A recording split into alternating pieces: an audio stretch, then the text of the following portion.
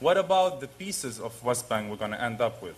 Okay, Settlements are continuing to be built inside the West Bank. The wall is being built inside the borders of 1967. So now please talk to me about peace, about pro-Palestine, when it comes to building walls and actually separating the West Bank from East Jerusalem. Okay, here is what a Palestinian state would have looked like had Camp David and Taba been accepted. It would be a completely contiguous West Bank with an area that, including Ma'aleh Adumim and some of the other areas right side of Jerusalem, which would become part of Israel and would remain within the wall. The ultimate goal is to have a separation fence that is on the border, the accepted border. And I'll tell you what I think the real options are today. The real options are, if this new peace party wins, if the Sharon Peres peace party wins, it will offer the Palestinians a very good deal, a deal much like that what was rejected at Camp David and Taba. And by the way, if you think it was the Israelis who rejected it, just ask Bill Clinton. He has told me, Dennis Ross has told me, it was completely in the fault, completely in the hands of the Arafat, and that's true of Prince Bandar as well. But if it gets accepted this time, and if the peace party prevails again, they will be offered something very, very close to that. It will be a viable Palestinian state, much more viable than anything Israel was offered and accepted in 38 and in 47. And I think every reasonable person today would urge the Palestinians not to repeat the disastrous mistakes they made in 48, they made in 67, they made in 2000, they made in 2001. This time say yes, accept a Palestinian state, build it, create an economy, create a political system, and finally peace can be achieved. Thank you, Professor Chomsky. For those who you would like to see the map, I have it. It's, as I said, from Ron Pundak, the leading Israeli scholar, the head of the Shimon Peres Peace Center. It shows, this is the Camp David map, which Clinton recognized was impossible, which is why they went on to Taba. And it cuts through the West Bank completely.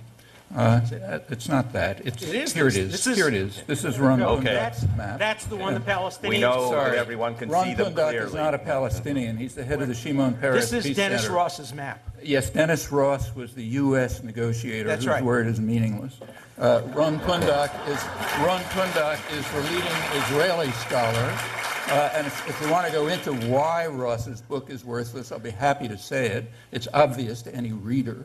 It stops... You know, what's obvious to you is not obvious to other people. Well, I'll tell you why. It stops, notice that his book stops immediately before Taba. Why? Because Clinton's parameters and what Clinton said about the acceptance of them by both sides and the Taba negotiations completely undermines Dennis Ross's book. So he therefore terminates it right before that and can therefore make these absurd claims. But if you want to learn something about it, look at Israeli scholarship. It's much more serious. Thank you. Good evening. I'd like to thank both professors for speaking so eloquently tonight. My name is Josh Suskowitz. I'm a recent alum of Harvard College, and I'm really glad to be back. I have sort of a simple question for Professor Chomsky. It seems to me that you left out in your analysis the element of violence, psychological and physical, against Israel and against Jews. And it seems to me also that the history that Professor Dershowitz described, a lot of that is dictated by what happened, the terrorism, the wars against Jews, especially considering the immediate history right before the establishment of the State of Israel, the Holocaust, and everything that has happened since. So I'd like you to address the effect of the psychological effect and the physical effect of war and terrorism on Israel. Well, that's half of a very important question. The other half of it is, what's the effect of war and terrorism on the Palestinians? Now, if you take a look at, we're not supposed to talk about that question here, but if you look at them both, you'll find that what Benny Morris described is in fact correct. The balance of terror and violence is overwhelmingly against the Palestinians, not surprisingly, given the balance of forces. And that's true right to the present.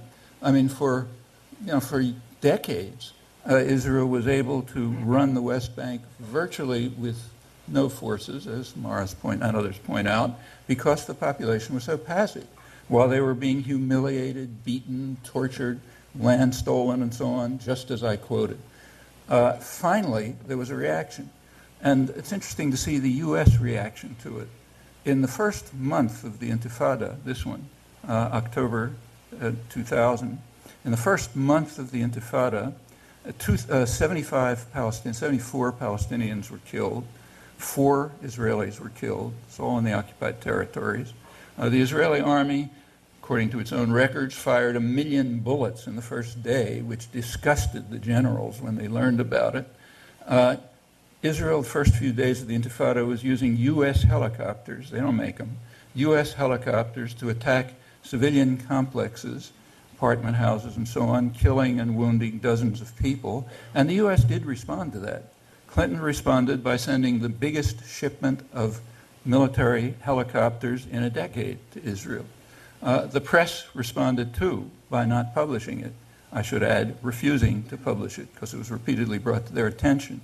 Well, while the ratio was 20 to 1, which is pretty much what it's been for a long time, there was no concern here. Then, over the next 2-3 years, the ratio reduced to closer to 3 to 1.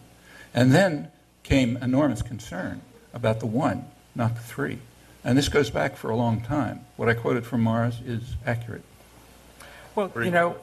no follow-up, a very brief response.